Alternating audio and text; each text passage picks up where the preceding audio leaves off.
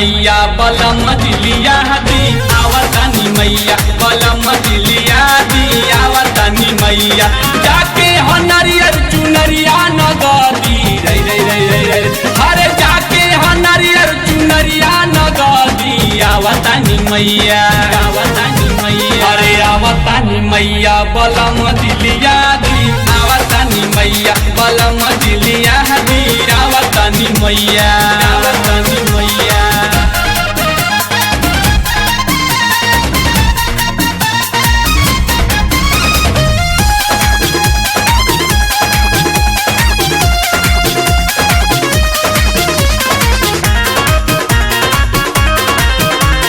कहला पे रहूर लगेला कहे डांटे अब ही न कुछ तैयारी भइल बाटे कहला पे रहूर लगेला कहे डांटे अब ही न कुछ तैयारी भइल बाटे काहे के कोहरा से कल सा भेजा दी रे रे रे रे रे आवतानी मैया बलम दिलिया दी आवतानी मैया बलम दिलिया दी आवतानी मैया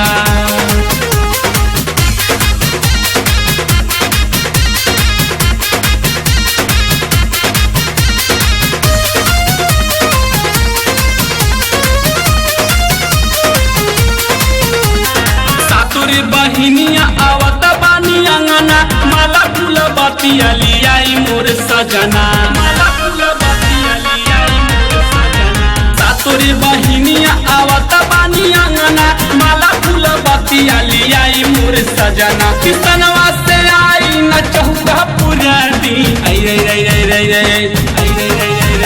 अरे आवतानी मैया बलम दिलिया दी आवतानी मैया बलम दिलिया दी आवतानी मैया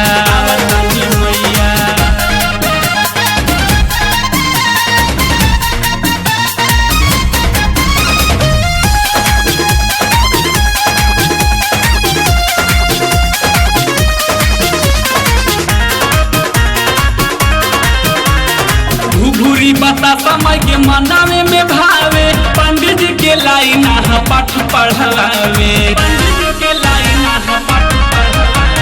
घुघुरी बता समय के मनावे में भावे पंडित जी के लाइन पाठ पढ़वाए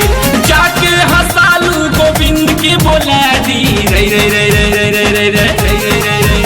अरे आवतानी मैया बलम दिलिया दी आवतानी मैया बलम दिलिया दी आवतानी मैया।